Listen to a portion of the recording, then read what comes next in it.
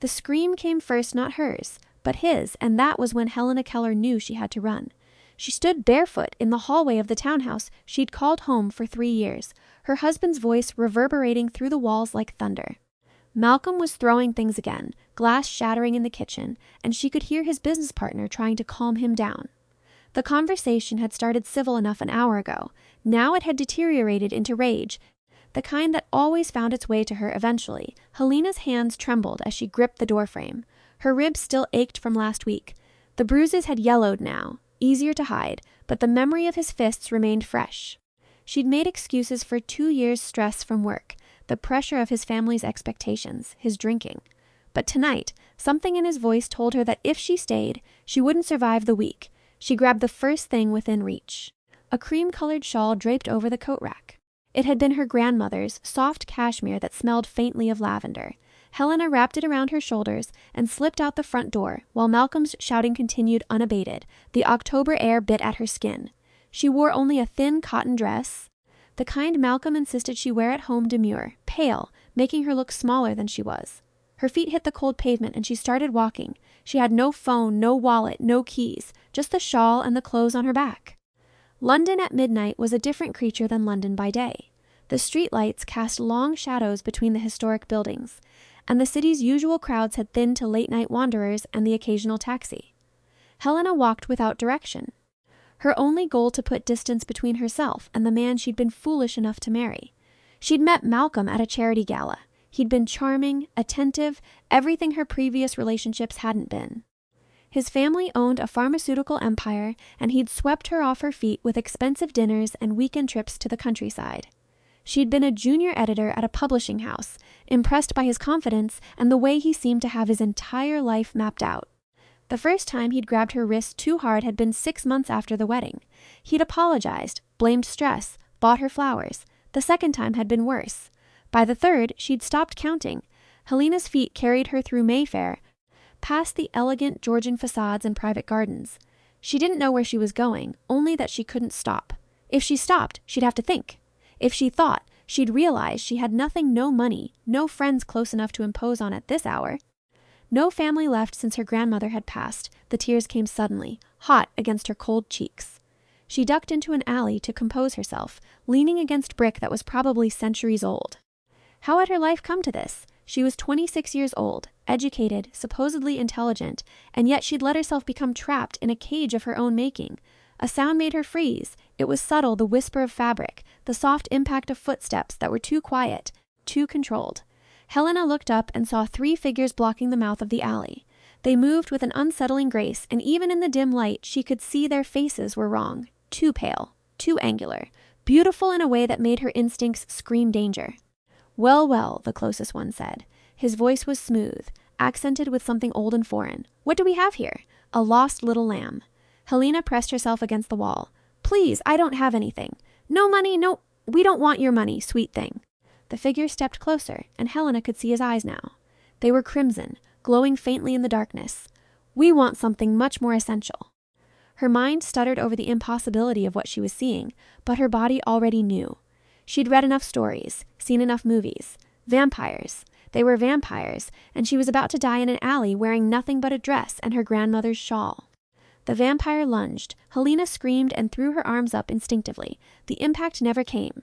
Instead, there was a blur of white, a sound like a thunderclap, and suddenly the vampire was gone. No, not gone, but crumpled against the opposite wall of the alley, embedded in the brick. Where he'd been standing now stood someone else. He was tall, impossibly tall, dressed in what looked like clothes from another century, a long black coat that fell to his knees, fitted trousers, boots that gleamed even in the low light. But it was his appearance that stole Helena's breath. White hair fell past his shoulders, pure as snow, and his skin was the color of marble. When he turned to look at the other 2 vampires, his eyes blazed with an authority that needed no explanation. "You dare hunt in my city?" His voice was death itself, quiet and absolute. The 2 vampires that remained dropped to their knees instantly. "Lord Aurelius," one gasped. "We didn't know, we thought she was unclaimed. Ignorance is not an excuse." The white-haired vampire Aurelius moved faster than Helena's eyes could track. He was suddenly before the kneeling vampires, and though he didn't touch them, they both flinched as if struck. "You know the laws. No hunting within the protected zones. No preying on the helpless. "My lord, please, get out of my sight. If I see you again tonight, I will not be merciful." The vampires fled, vanishing into the darkness with supernatural speed. The one embedded in the wall extracted himself with a groan and limped after them. Helena remained frozen against the wall, her heart hammering so hard she thought it might burst from her chest. The vampire lord, because that's what he clearly was turned to face her. Up close, he was devastating. His features were sharp and aristocratic, his jaw strong, his lips full. The white hair framed a face that could have been carved by a master sculptor. He wore his power like a second skin, confident and utterly assured. When his eyes met hers, she saw they were not red like the others, but a deep, ancient gold. "Are you hurt?" His voice had gentled, though it still carried that undercurrent of command. Helena shook her head, not trusting her voice. Aurelius studied her for a long moment, and she had the uncomfortable sensation of being thoroughly assessed. His gaze took in her bare feet, her thin dress, the shawl clutched around her shoulders. When his eyes found the yellowing bruises on her wrist where her sleeve had ridden up, something dark and dangerous flashed across his face. "You're running from something," he said. "It wasn't a question." Helena's voice cracked. She cleared her throat and tried again. "Thank you for saving me. I should go. Where?" The simple question made her realize the absurdity of her situation. Where could she go? She had nothing, knew nothing about the apparently very real supernatural world she'd just stumbled into, and was having a conversation with a vampire who just demonstrated enough power to make other vampires flee in terror. "I don't know," she admitted quietly. Aurelius was silent for a moment. Then he did something unexpected. He removed his coat and held it out to her. "You're cold." Helena stared at the offered garment. "I can't, you don't even know me. I know enough." When she didn't take the coat, he stepped closer and draped it around her shoulders himself. The fabric was heavy, expensive, and still warm from his body heat. It smelled like winter nights and old books and something indefinably masculine. "I am Aurelius Jorah, king of the London court, and you have just stumbled into a world you were never meant to see." Helena pulled the coat tighter around herself. "Are you going to kill me?" "No." He said it with such certainty that she believed him. "But I cannot let you wander the streets alone. Not tonight. Those vampires were rogues. But they're not the only dangers in this city after dark. So what happens now?" Aurelius considered her, his golden eyes unreadable. "Now you come with me. I will offer you sanctuary until we determine what to do with you." "Sanctuary?" Helena almost laughed. "You mean prison. I mean protection." He gestured toward the street.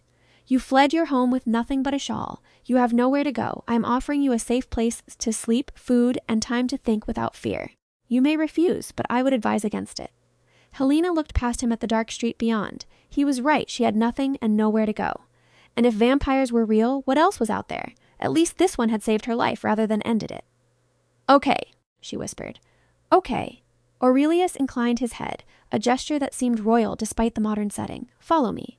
He led her through a maze of streets and alleys, moving with purpose and grace. Helena struggled to keep up in her bare feet. And after the third time she stumbled, Aurelius simply swept her into his arms without a word.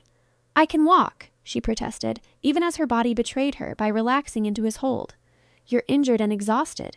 He carried her as if she weighed nothing, his pace never slowing. "Save your strength." Helena wanted to argue, but the truth was she was exhausted. The adrenaline was fading, leaving behind a bone-deep weariness. She let her head rest against his shoulder and watched the city slide past. They descended into what looked like a private underground garage beneath an old cathedral. Aurelius set her down gently and pressed his palm against what appeared to be a blank wall. Stone ground against stone, and a doorway opened, revealing a passage lit by electric sconces designed to look like torches. "This is the entrance to my court," Aurelius explained. "There are several throughout London, but this is the main gate. Stay close to me." The passage led deeper underground, the air growing cooler but somehow fresher. Helena could hear water running somewhere in the distance. After what felt like an eternity of walking, the passage opened into a vast chamber that stole her breath. It was a palace. There was no other word for it. Vaulted ceilings soared overhead, supported by pillars carved with intricate designs. Chandeliers dripping with crystals provided soft light, and the floor was polished marble that reflected everything like dark water. Tapestries hung on the walls, depicting scenes from what must have been vampire history, and everywhere there were vampires. They all had the same ethereal beauty, pale skin, striking features, eyes that glowed various shades of red or gold or silver.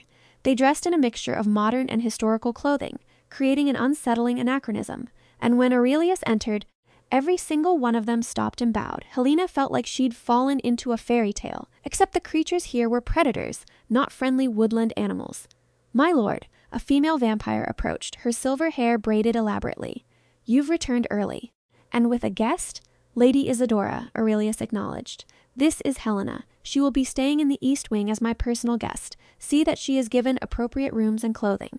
Isadora's eyes widened fractionally. "The East Wing, my lord? That is my command."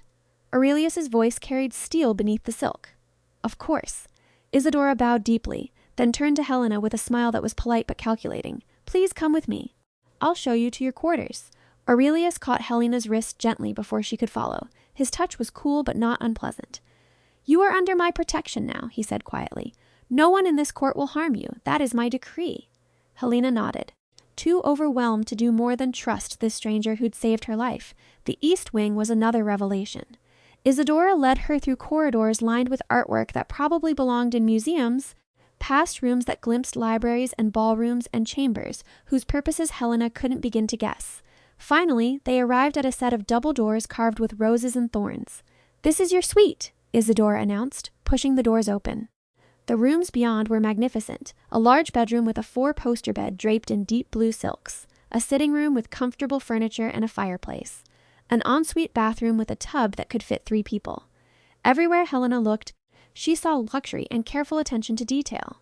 "The East Wing is Lord Aurelius's personal quarters," Isadora said, watching Helena's reaction carefully. "He's given you the suite directly adjacent to his own chambers." Helena understood the implication. Why would he do that? That is a question only he can answer. Isadora moved to a wardrobe and opened it, revealing an array of clothing in various styles. "These should fit you. They belonged to someone else long ago. Lord Aurelius never discarded them. Perhaps he knew they would be needed again. Who did they belong to?" Isadora's expression became unreadable. "That is also a question for him. Now, is there anything you need immediately? Food?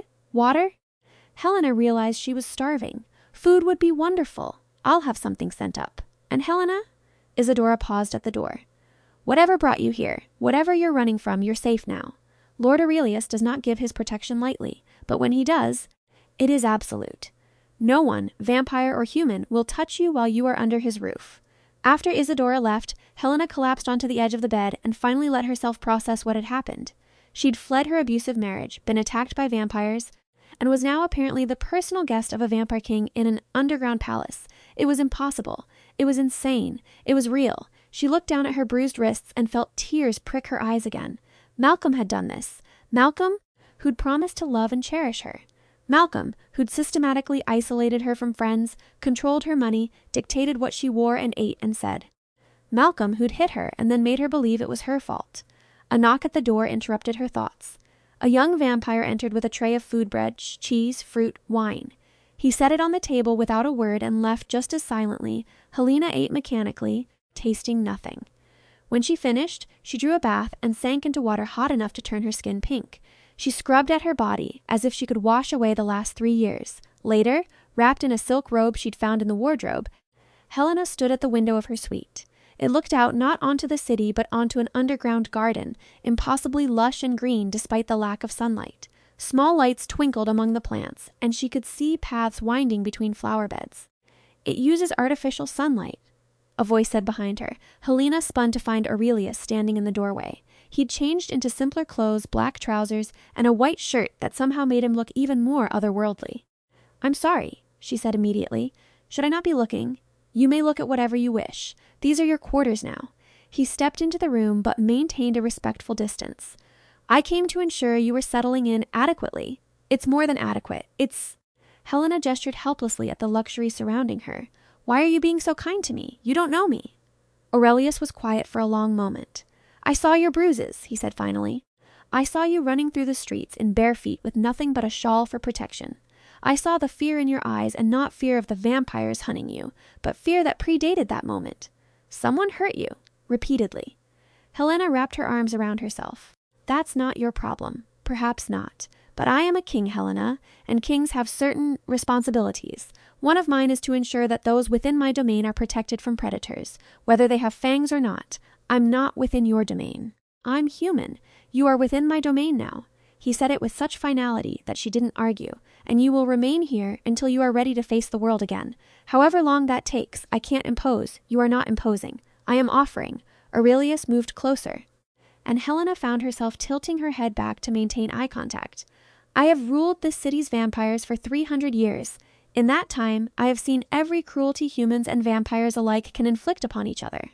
But I have also made it my mission to create a place where such cruelty is not tolerated. You are safe here, Helena. I give you my word. And what do you want in return?" Something flickered in his golden eyes, surprise perhaps, or respect. "Nothing. I do not trade protection for favors, if that's what you're asking." "Then why?" Helena's voice broke. "Why help me?" Aurelius raised one elegant hand, and with infinite gentleness, brushed a tear from her cheek with his thumb. His skin was cool but not cold, and his touch was achingly tender. "Because you deserve to be helped," he said quietly. "Because you were brave enough to run when staying would have destroyed you. And because—" He paused, something ancient and sorrowful crossing his face. "Because I once knew someone who needed saving, and I was too late. I will not make that mistake again." Helena didn't know what to say to that. She stood frozen as Aurelius dropped his hand and stepped back. "Rest," he said. "Tomorrow we will discuss your situation more thoroughly. For tonight, simply know that you are safe." He left as silently as he'd arrived, and Helena was alone again in her beautiful, impossible sanctuary. She didn't think she'd be able to sleep, but exhaustion claimed her the moment her head hit the pillow. She dreamed of white hair and golden eyes and a voice that promised protection. The next several days passed in a strange, suspended reality. Helena woke each morning in the luxurious suite, ate meals delivered by silent vampire servants, and explored the portions of the palace she was allowed to access. The East Wing became familiar to her, its library stocked with books in dozens of languages, its conservatories filled with night-blooming flowers, its music room with instruments she didn't know how to play but liked to look at. And everywhere there was Aurelius. He seemed to appear whenever she needed something, as if he could sense her confusion or unease. When she got lost trying to find the dining hall, he materialized at her elbow to guide her. When she stood uncertain in the library, overwhelmed by the sheer volume of books, he quietly recommended a few titles he thought she'd enjoy. When she had a nightmare and woke gasping, he was there at her door within moments, asking if she was all right. "Do you watch me?" she asked one evening as they sat in the conservatory. He was reading, and she was attempting to sketch the exotic flowers around them. "I am aware of your presence in my domain," he said without looking up from his book. "I can sense your emotional state to some degree. It is a gift or curse of being king here." That sounds invasive. It can be. But it also means I know when someone is in distress or danger. He closed the book and regarded her steadily. "Does it bother you?" Helena considered. "I'm not sure. Part of me thinks it should. But mostly I feel safe. Like someone's actually paying attention." "Your husband didn't?" She hadn't told him about Malcolm specifically, but he'd clearly inferred. "No. He paid attention when he wanted something or when he was angry. The rest of the time, I was just there, a prop in his perfect life." Aurelius's expression darkened. "And he struck you. Yes, there was no point in denying it. Not at first. It started small, controlling what I wore, who I saw. Then it escalated. By the end, I was afraid all the time. Do you think he's looking for you?" The question sent ice through her veins. "I don't know. Probably. His family has money and connections. If they want to find me, they won't find you here." Aurelius's voice was absolute steel. "I have already taken precautions. As far as the human world is concerned, you are invisible. No cameras captured your movements after you left his house. No digital trail exists. You have vanished completely." Helena stared at him. "You did that? How?" "I have resources and allies who owe me favors." He leaned forward, his golden eyes intense. "Helena, I meant what I said. You are under my protection. That means I will use every tool at my disposal to ensure your safety. No human man will drag you back to a life of fear and pain. Not while I draw breath." The fierce protectiveness in his voice made her chest tighten. "Why do you care so much?" "Because you matter." He said it simply, as if it were obvious. "Because you are kind and brave, and deserve better than what you received. Because," he paused, seeming to struggle with words for the first time since she'd met him. "Because when I look at you, I see someone worth protecting. Someone worth knowing." Helena's heart did something complicated in her chest. "I don't understand you. You don't have to understand me. You only have to trust that I will keep you safe." And strangely, she did trust him, this vampire king who'd given her sanctuary and asked nothing in return. Who spoke to her like an equal despite being an immortal ruler and her being a runaway with nothing to her name.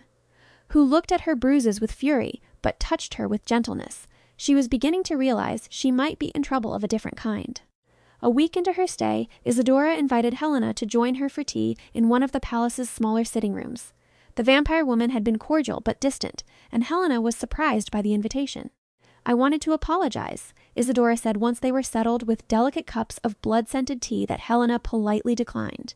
"I have been cold to you, and that was unfair. It's all right. I'm an outsider here. You're not, though. That's the thing."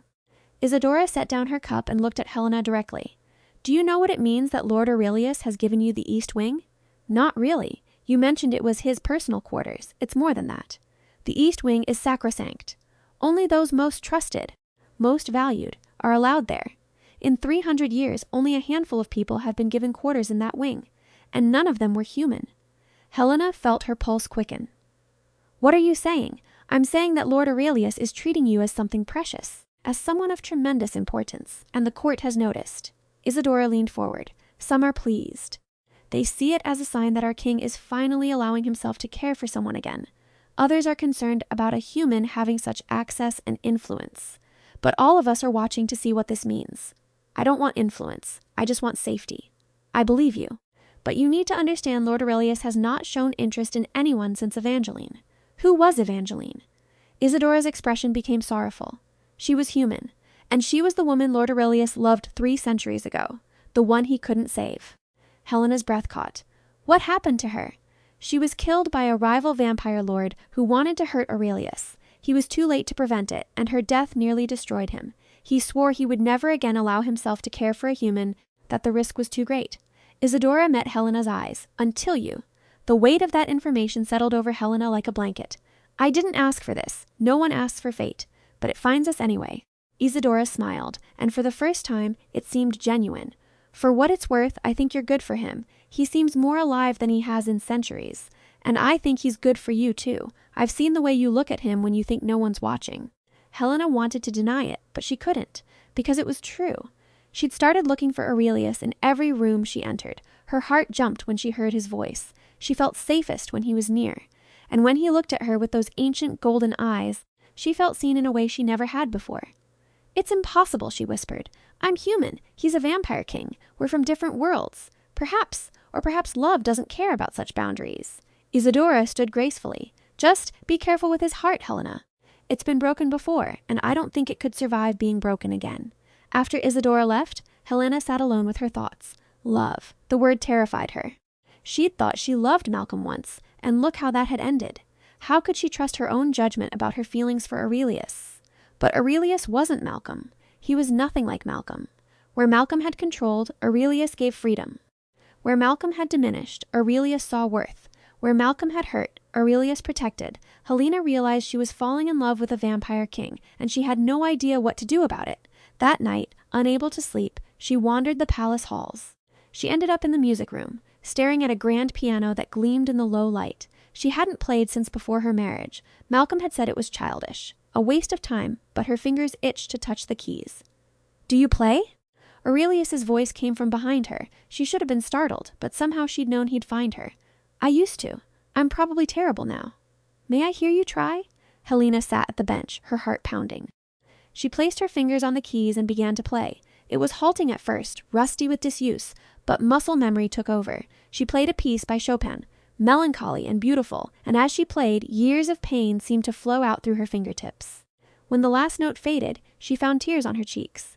Aurelius had moved closer, standing just behind the bench, and when she looked up at him, his expression was devastating in its tenderness. "That was exquisite," he said softly. "It was messy and full of mistakes. It was honest, and that's worth more than perfection." He reached out and gently wiped away her tears, just as he had that first night. "Why did you stop playing?" "My husband said it was frivolous. That I should focus on being a proper wife instead of wasting time on hobbies." Aurelius's jaw tightened. "Your husband was a fool. My husband was a monster." "Yes," Aurelius agreed. "He was, but he no longer has any power over you, Helena. You are here and you are free. Free to play music, to read, to do whatever brings you joy. That is what freedom means." Helena stood, suddenly needing to be closer to him. "You gave me that. You gave me freedom when I had nothing. You have always had worth." "I simply provided a safe place for you to remember it." They were standing so close now. Helena could see the intricate pattern of gold in his eyes, could feel the cool air that surrounded him. He was utterly still in that way vampires could be, but his gaze was intense, alive with emotion. "Aurelius," she whispered, "I don't know how to thank you. You don't need to thank me." His hand came up to cup her cheek, his thumb brushing her cheekbone. "Helena, I need to tell you something, and I need you to listen carefully." "What is it?" "I am 347 years old. I have been king of this court for 3 centuries. In that time, I have remained detached, distant, because attachment brings pain, and I could not bear to be broken again." His eyes searched hers. "But you have made me feel things I thought I'd buried with Evangeline. You have made me want to protect, to care, to hope, and it terrifies me."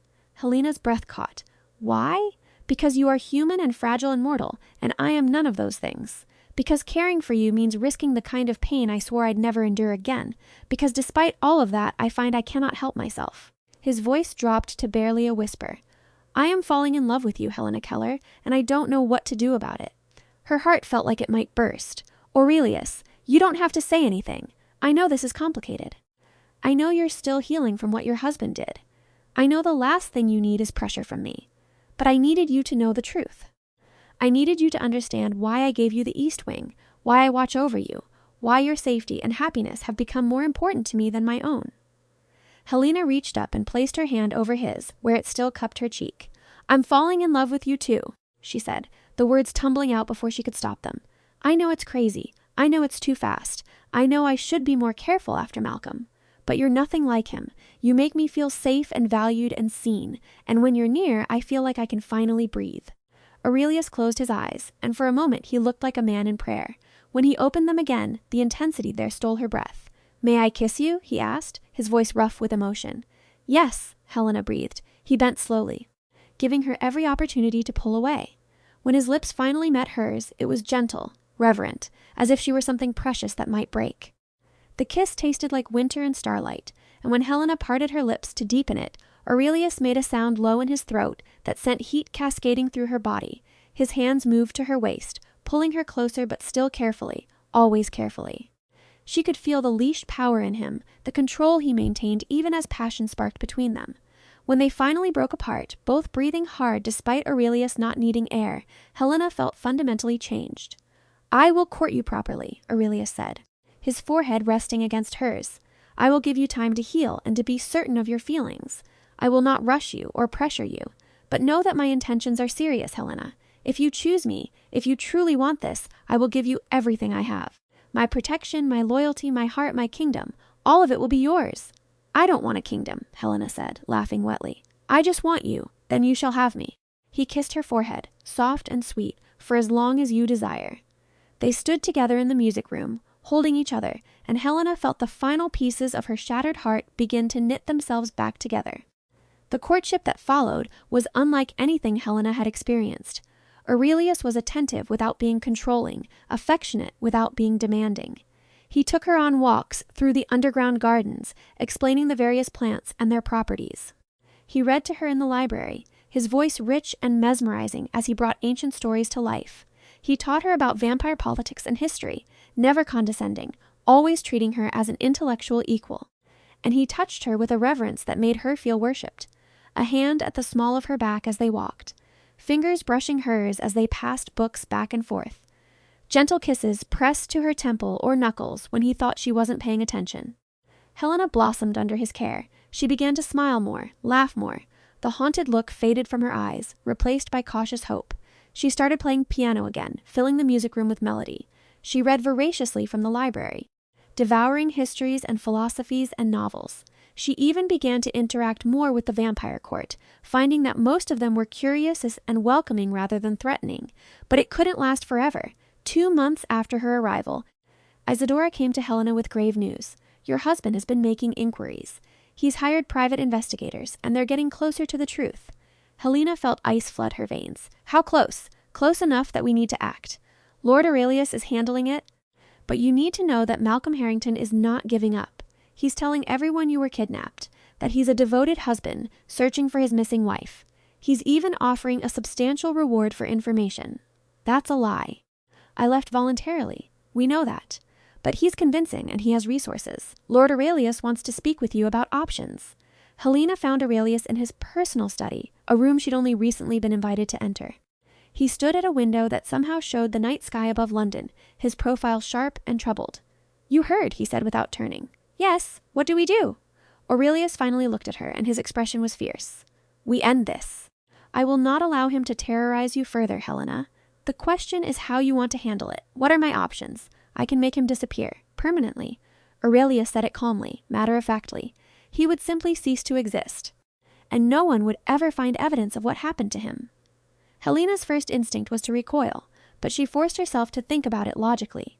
Malcolm had hurt her, terrorized her, and now he was hunting her. If their positions were reversed, she doubted he would hesitate to eliminate a threat. "What are the other options?" she asked. "I can have legal documents prepared that will grant you a divorce on grounds of abuse. I have allies who can ensure the paperwork is airtight and that Malcolm will be unable to contest it. I can also ensure that evidence of his abuse becomes known to his business associates and family, destroying his reputation. That won't stop him from coming after me." "No," Aurelius agreed, "but it will make it significantly harder for him. And if he does come after you, he will find that you are under the protection of forces he cannot comprehend or fight." Helena moved to stand beside him at the window. "I don't want to become like him. I don't want revenge or violence. I just want to be free. Then we'll pursue the legal route. But Helena, you need to understand if he attempts to harm you, I will kill him. I will not hesitate, and I will not feel guilt. You are mine to protect, and I will eliminate any threat to your safety." The possessiveness in his voice should have frightened her. Instead, it made her feel cherished. "I understand." Aurelius turned to face her fully, taking both her hands in his. "There's something else we need to discuss. Your mortality." Helena's heart skipped. "What about it? I am immortal. You are not. If we continue this relationship, eventually I will watch you age and die while I remain unchanged. That is the reality we face." "I know." She'd thought about it. Of course she had. It was the elephant in every room they occupied together. "There is an alternative," Aurelius said carefully. "I could turn you, make you like me. You would become a vampire, immortal and powerful. We could have eternity together." Helena searched his face. "Is that what you want? I want you happy and alive, in whatever form that takes. But I will not lie, the thought of losing you to time is agony. If you chose to become vampire, I would turn you myself and ensure your transition was as comfortable as possible. You would rule beside me as queen."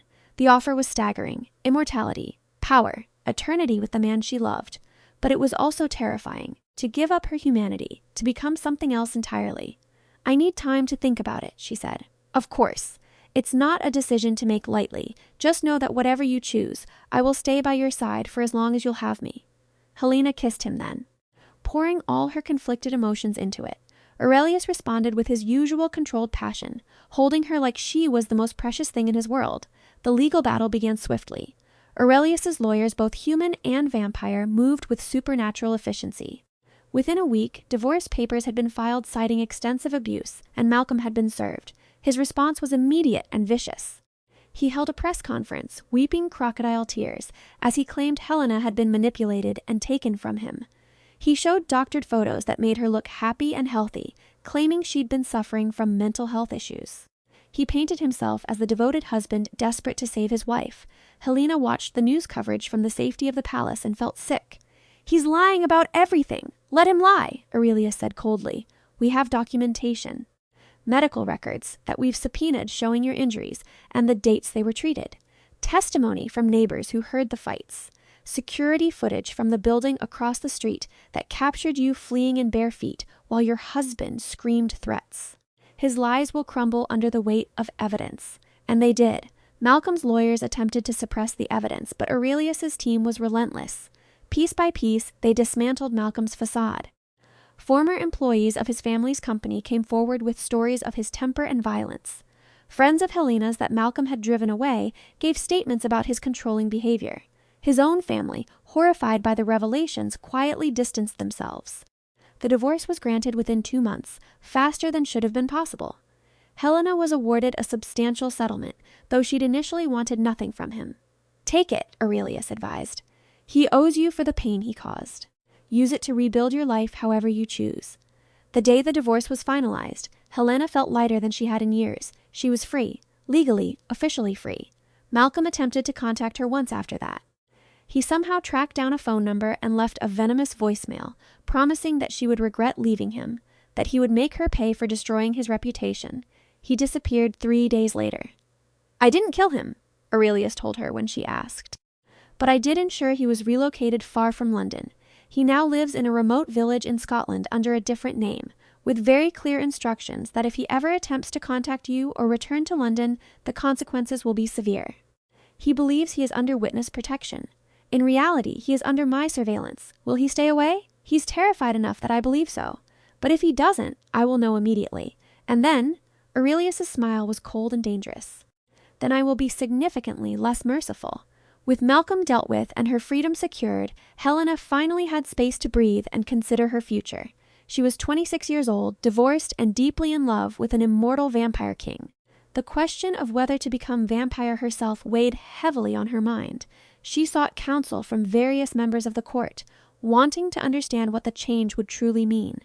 Lady Isadora was honest about the difficulties, the initial blood hunger, the adjustment to immortality, the loss of certain human experiences like sunlight and aging alongside loved ones. "But there are compensations," Isadora said. "Power, time to pursue every interest and passion, the ability to protect yourself and those you care about. And if you love Lord Aurelius, truly love him, then eternity together is no small thing." Others were less encouraging. An older vampire named Victor warned her that immortality could be a curse as much as a blessing. "You will watch the human world change in ways you cannot imagine. You will lose everyone you knew from your human life, and the thirst never truly goes away. You simply learn to manage it." Helena also spent time alone, thinking about who she was and who she wanted to be. She'd spent 3 years being defined by her relationship to Malcolm, her entire identity subsumed into being his wife. Now she had the chance to define herself on her own terms. One evening, she found Aurelius in the garden, tending to a rare night-blooming orchid. He looked up as she approached, and his smile was warm. "You've made your decision," he said, reading something in her expression. "I have." Helena took his hands. "I want to live. I want to experience the world as a human for a while longer. I want to travel, to pursue my interests, to figure out who Helena Keller really is without anyone else defining me." Aurelius's face fell slightly, but he nodded. "I understand, and I will support whatever choice." "I'm not finished," Helena interrupted. "I want to do all of those things, and I want you with me. I want us to be together for however long my human life lasts. And then, when I've lived fully and completely, when I've experienced everything I want to experience as a human, then I want you to turn me. I want eternity with you, Aurelius. But I need to come to it on my own terms, as a whole person rather than a broken one seeking escape." The hope that bloomed on his face was beautiful to behold. "You're certain?" "I've never been more certain of anything. I love you. And I want forever with you. Just not quite yet." Aurelius pulled her into his arms and kissed her with fierce joy. "Then we'll have it your way. I'll give you the world, Helena. Every experience, every adventure, every moment of life you want. And when you're ready, when the time is right, I'll give you eternity as well. How will we manage the sunlight issue? I want to see the world, but you can't go out during the day. We'll be creative. There are ways for vampires to briefly tolerate sunlight, though it's painful. And many of the world's greatest treasures are even more beautiful at night. We'll find a way, Helena, together."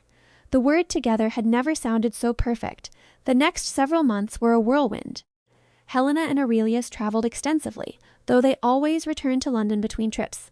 They visited Paris, where Aurelius showed her the catacombs and secret vampire haunts beneath the city.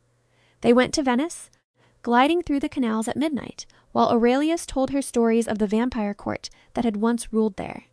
They explored Tokyo, where the neon lights and frenetic energy created a kind of permanent twilight that suited them both.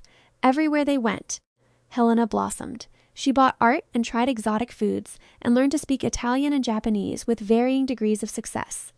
Aurelius delighted in showing her the world through his ancient eyes, revealing layers of history and magic that ordinary tourists never saw, and their relationship deepened. The physical aspect grew slowly, carefully, with Aurelius always allowing Helena to set the pace.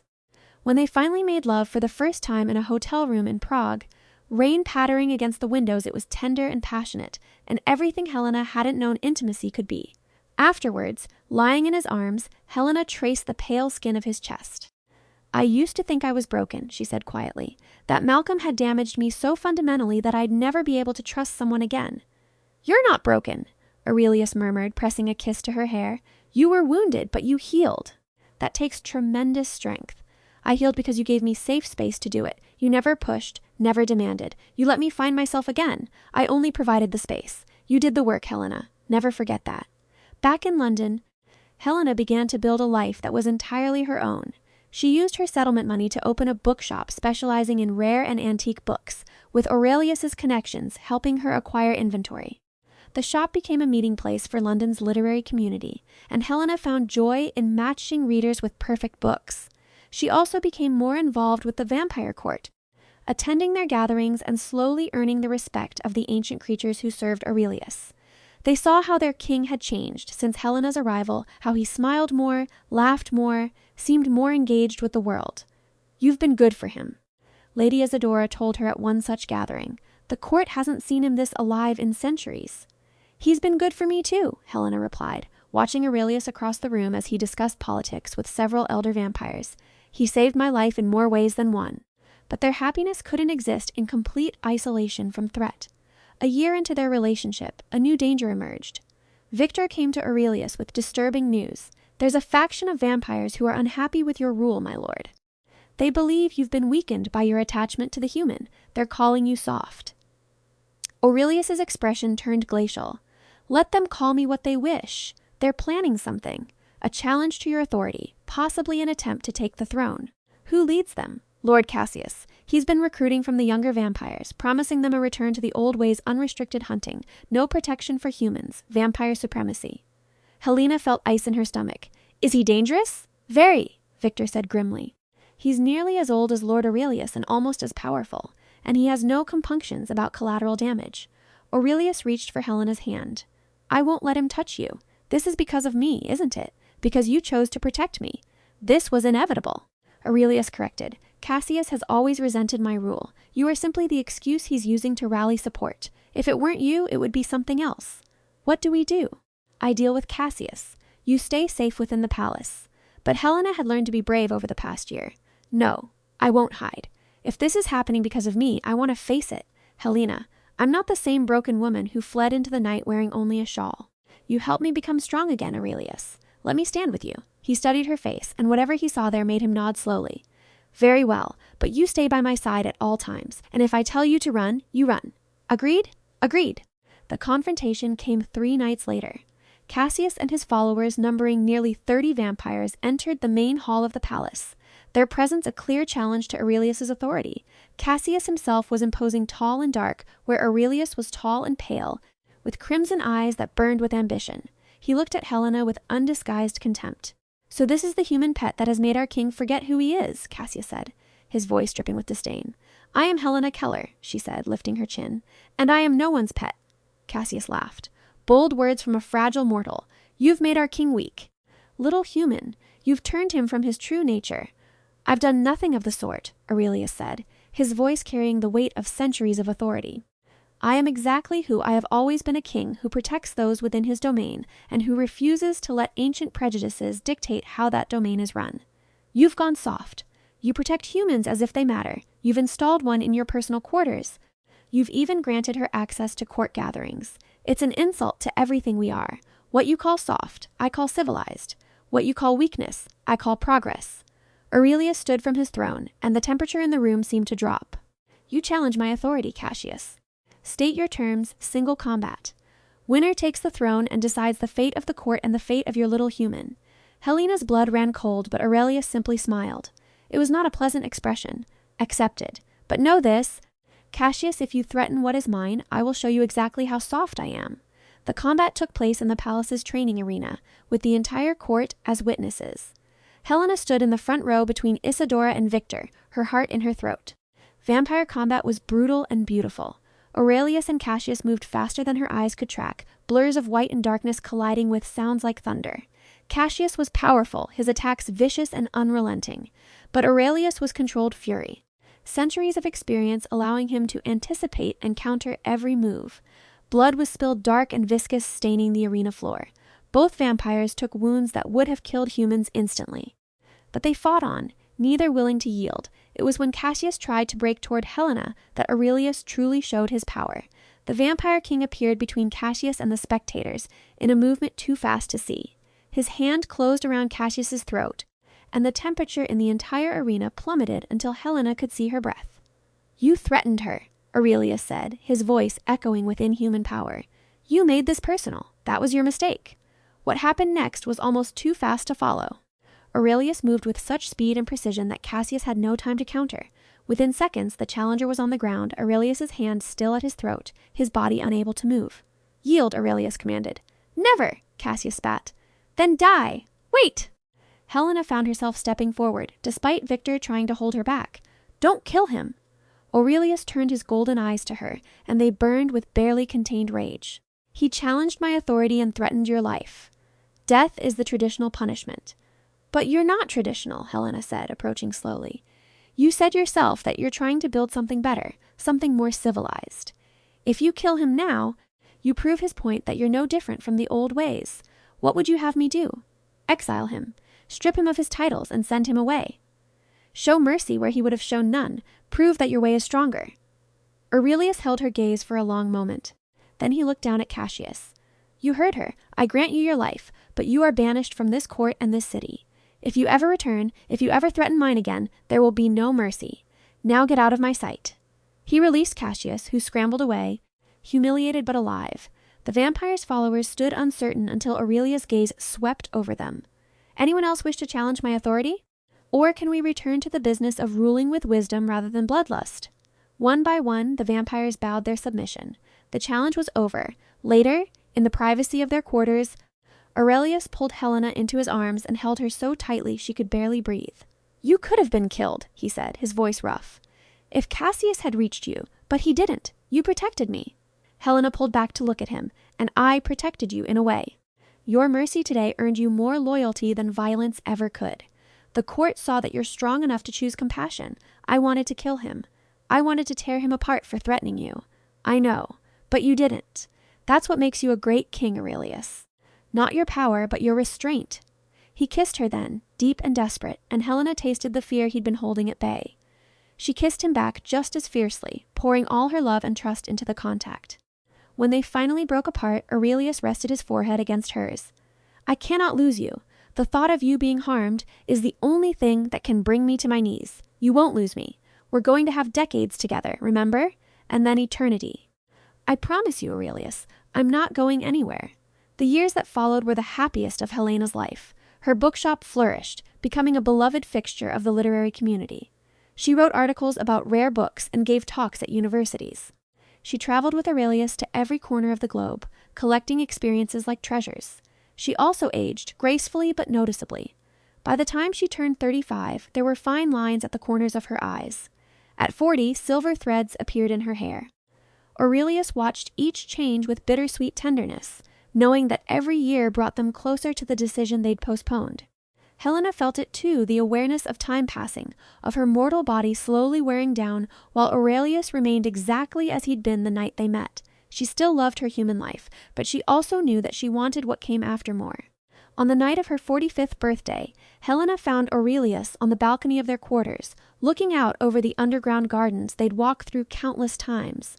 "I'm ready," she said quietly. He turned to her, understanding immediately. "Are you certain?" "I've lived, Aurelius. I've experienced everything I wanted to as a human. I've built a career, traveled the world, found my own strength and identity. I know who I am now, and I know what I want." She took his hands. "I want forever with you. I want to rule beside you as your queen. I want to see the centuries pass and explore everything immortality has to offer. I'm ready." Aurelius cupped her face with infinite gentleness. "It will hurt. The transformation is painful. I know, but you'll be with me. And on the other side, we'll have eternity. Then we'll do it properly. Tomorrow night, I'll turn you in a ceremony witnessed by the court. You'll become not just vampire, but vampire queen, my equal in all things." The ceremony was beautiful in its solemnity. The entire court gathered in the great hall, dressed in their finest. Helena wore a gown of deep blue silk, her silver threaded hair swept up elegantly. She'd said her goodbyes to her human life, closing the bookshop, donating her possessions, writing letters to the few human friends she still had. Now she stood before Aurelius, who wore formal regalia that made him look every inch the ancient king he was. "Helena Keller," he said, his voice carrying through the hall. "You have chosen to join us, to become vampire and to rule at my side. Do you make this choice freely, understanding all that you gain and all that you lose?" "I do," Helena said clearly. Then by my blood and by your will I transform you." Aurelius's fangs elongated, sharp and deadly. He bit into his own wrist first, letting his blood well, and offered it to Helena. She drank, tasting copper and power and something indefinable that was purely Aurelius. Then he bent to her throat. His bite was precise, almost gentle, but the venom that followed was liquid fire. Helena gasped as it spread through her veins, burning away her humanity cell by cell. The pain was incredible, overwhelming, and she would have screamed except that Aurelius held her, his voice in her ear murmuring reassurances and love. The transformation took hours. Helena was dimly aware of being carried to a bed, of Aurelius never leaving her side, of her body dying and being reborn into something new. She burned and froze and shattered and reformed over and over until she thought she'd go mad from it. And then, suddenly, it was over. Helena opened her eyes and the world was different. Colors were brighter, sounds sharper, scents more complex. She could hear heartbeats from vampires standing in the corridor outside, could smell the various blood types that sustained them. And when she looked at Aurelius, she could see him truly for the first time, every nuance of his expression, every flicker of emotion in his ancient eyes. "How do you feel?" he asked softly. Helena sat up, marveling at the strength in her limbs, the absence of the small aches and pains that had accumulated over 45 years of human life. She felt powerful, alive in a way she'd never experienced. "I feel incredible," she breathed. Then she caught sight of herself in the mirror across the room. Her hair had gone completely white, cascading down her back in waves. Her skin was pale as moonlight, flawless and luminous. Her eyes had changed from brown to silver, bright and otherworldly. She looked like what she was vampire royalty. "You're beautiful," Aurelius said, and she could hear the awe in his voice. "You were always beautiful, but now you're devastating." Helena turned to him, really seeing him now with her enhanced senses. She could feel the power that radiated from him, the centuries of life and experience. But she could also feel his love, tangible as a touch, wrapping around her like a blanket. "We match now," she said, reaching up to touch his white hair. "We're the same. Not the same. You're your own person, with your own power. But equals, yes. Partners for eternity." The bloodlust came later, as Victor had warned. Helena's first few weeks as a vampire were difficult, the hunger for blood overwhelming at times. But Aurelius was patient, teaching her control, showing her how to feed ethically from willing donors, or from the blood banks the court maintained. She learned quickly, her natural discipline serving her well. Within a month, she had mastered the basics of her new existence. Within 6 months, she was helping Aurelius govern the court, her insights and compassion earning her respect from even the oldest vampires. They crowned her officially on the 1-year anniversary of her transformation. Helena Keller became Helena Yora, Vampire Queen of London, wearing a crown of silver and moonstone that had been forged specifically for her. Standing beside Aurelius at the celebration that followed, watching their court dance and feast, Helena reflected on the journey that had brought her here. She'd fled an abusive marriage with nothing but a shawl, terrified and broken.